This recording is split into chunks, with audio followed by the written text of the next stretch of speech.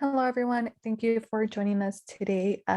Today, Alexis, Jill, Ashlyn, and I will be presenting the topic we chose for our group project, which is in hypothermia within newborns. So just to begin with the overview of the problem, hypothermia is a huge problem in the world when it comes to newborns, and this is a problem that affects newborns, particularly at home.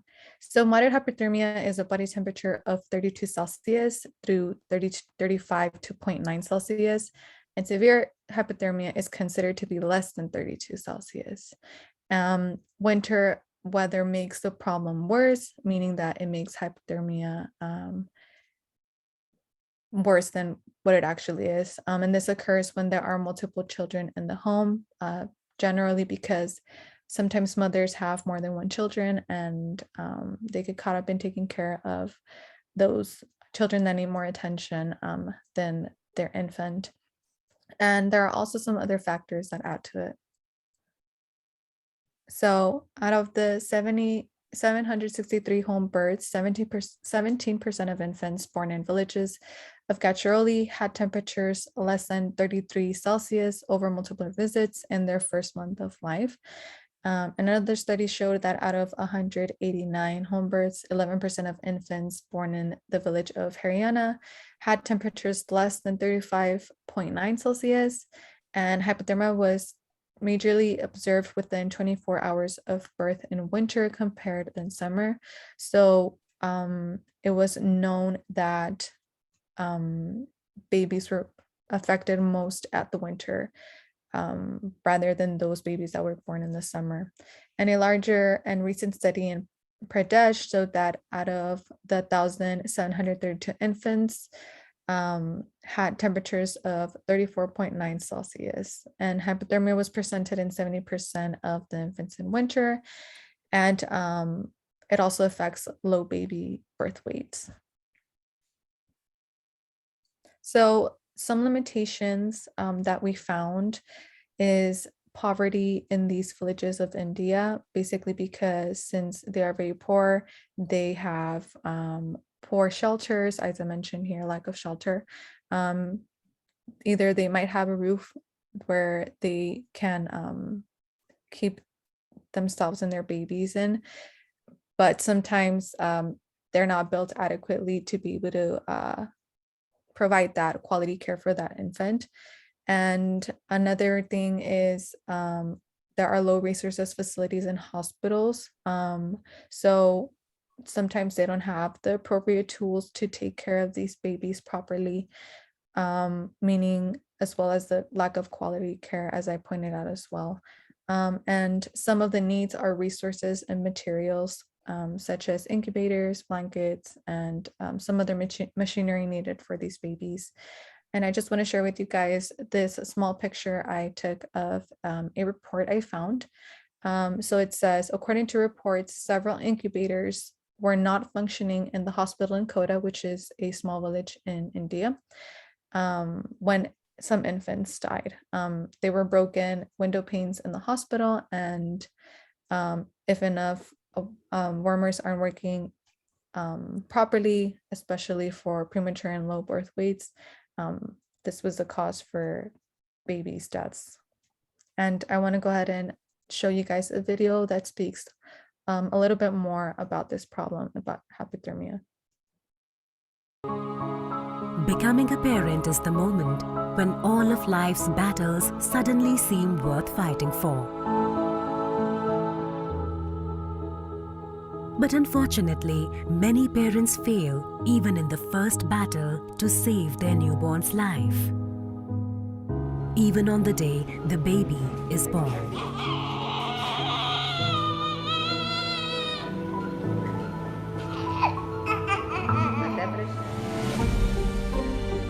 Worldwide, every year, more than 20 million premature and low birth weight babies are born,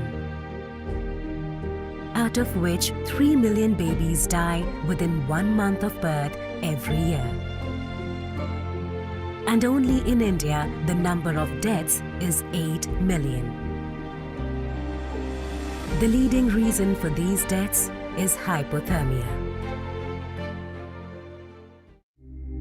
In hypothermia, when babies are born premature, many of them incapable to regulate their body heat, even room temperature can be cold for them. That is why these babies are placed in incubators, so their body temperature can be maintained to normal. However, even in a developing nation like India, the larger population does not have access or cannot afford the expenses of incubators in hospitals, which makes hypothermia a challenge to deal with, especially for poverty-stricken families. Where people don't have any access to good hospitals and can't afford the expense of incubators to provide their newborn the warmth which they need to survive from hypothermia. I hope that video affected you guys the way it did us. It is honestly a heart-wrenching problem that these people are going through, and the sheer number of 8 million babies a year dying in that country. That is a huge, huge number. But what can we do about it all the way across the world is what we were trying to think of. And our first thoughts were focused on incubators, finding ways to get incubators in hospitals or creating a more affordable type of incubator.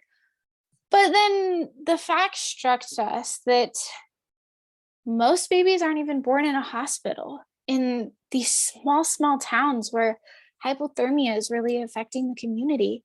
And so we shifted our focus on to something that can be in each and every home that can help with this problem. And we came across what we call our Keeping Babies Warm blankets. It's a new type of blanket that we have come up with. It's a 3-layer blanket, and each layer has a specific purpose. And it cost about $15 to make. All of the materials here in our prototype are from Joann's, and our hope is to find ways to reduce that cost and make it more affordable. But the first layer is a nice soft cotton flannel layer. And we chose cotton flannel because first of all, it's soft, and second, it wouldn't be rough on these cute little newborns and their skin that already is dealing with so much. The second layer is a thermal reflective insulated layer. This adds for softness, but also is reflective. So it will reflect the baby's own body heat and the heat around them to keep them warm and to kind of help regulate their temperature. And then the last layer is made of tenting material and is actually waterproof. We chose a waterproofing bottom because in the area of India that we're focused on, it's a kind of wet and cold climate. So, it's humid in the summers, it's this cold, wet in the winters.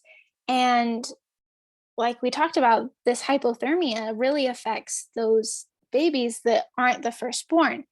So this layer will allow for moms to put their babies down on whatever surface, and it will keep them from getting wet, which in turn will keep them warmer, which will hopefully be able to stop the hypothermia from setting in on these babies. So once the prototype was made, we decided we were going to test it out. And this is really where it kind of stumped us, because we can't take a baby and wrap it in a blanket and drop it into freezing temperatures. And we can't take a baby and drop its temperature into hypothermia and wrap it in a blanket and see if it works. So I actually came up with a testing strategy that used a normal blanket, our prototype, 2 equal containers of water holding about 24 ounces, and a forehead thermometer. And the way that this test worked is I took each container and I put it in the microwave at the same time, And I heated the waters to roughly be about 98.8 degrees. Sometimes it was a little higher. And I read that on this forehead thermometer. On the first test is I wrapped the blanket, our prototype, in, or the water in the prototype, and then left the other one on the countertop. And I checked the temperature every 15 minutes to see how it was dropping. And then I let everything rest for another hour. Then after that, I would heat it up again. But this time I wrapped the other one in a normal blanket to see if it was just the blanket that was helping with it or if our prototype was actually doing something more. Then I let it rest and I repeated it twice, once without a blanket and once with a blanket, but I did it outside in some colder temperatures to see if that would affect it any differently. And the outcome of that was really exciting. We found that at normal house temperature at about 70 degrees, our prototype only dropped 2 degrees over the hour, while the water with no blanket dropped 15 degrees over an hour. And then with the blanket at 75 degrees, our prototype still only dropped 2 degrees, while the water in the other blanket only dropped 10.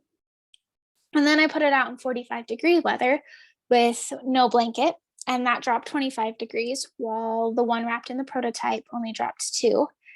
And again, the second time with the normal blanket, the prototype water only dropped 2 degrees, while the one wrapped in a regular blanket dropped 15.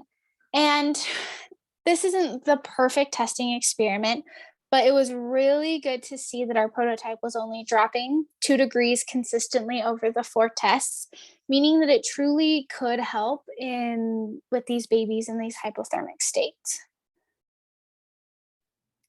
So we would love to be able to pair with LDS Charities just because this is a charity that already has their foot in the door with a lot of these third world countries, which we would hope to serve.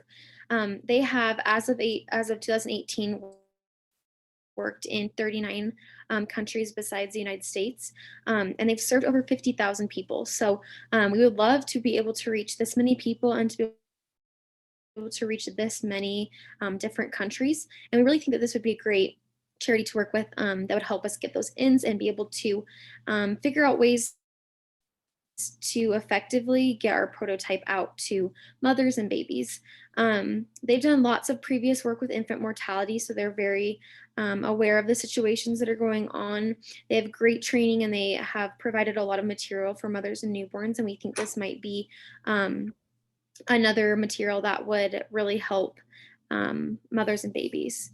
So they do train, they'll train doctors and nurses, and just the average population, but they also have them, and then they'll send out who they trained to train other people. So they will spread the training, and then they'll also provide materials. So we think it'd be awesome to be able to provide that material, and then to be able to also spread knowledge and education, because we think that would help mothers be aware of this issue a little bit more as well. And one thing we need to think about is if we work with LDS Charities, they have kind of gone away from shipping internationally just because it is expensive. So making the blankets here in the United States and then shipping it to India would be pretty expensive. We wouldn't be able to reach as many people just due to the expenses. So what LDS Charities has done, and Jill will kind of go into this a little bit more, but they have started working with Relief Society groups actually in India, making blankets there, having material donated there, and then sometimes even finding blanket making organizations in India and then dispersing them more locally, I guess, rather than shipping them from the United States, just so that we can keep the cost down so we can help more mothers and babies, which that's our goal.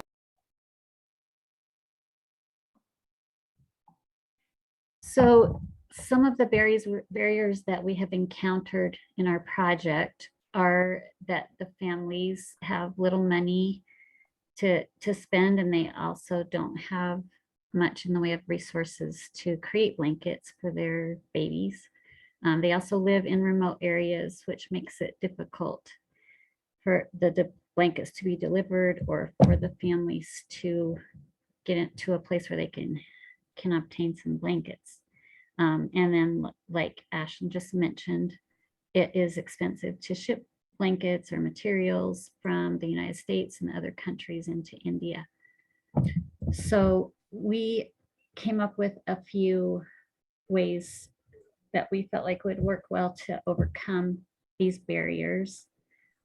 We felt like the Relief Societies here in the United States and other countries can donate funds to the Relief Societies in India so that they could then purchase blanket materials in the country or ready-made blankets, and then they could get them to Gadchiroli a lot easier within the same country. And then the Relief Societies that are in the Gadchiroli area and other areas with this problem can distribute the blankets to the families in their area, or have a designated place for the families to come into town to receive the blankets. And we felt like that would be the most effective, cost-effective method and the simplest way to get the blankets into the homes of the infants. And here's our resource page with everything that we found that helped us really decide on this project.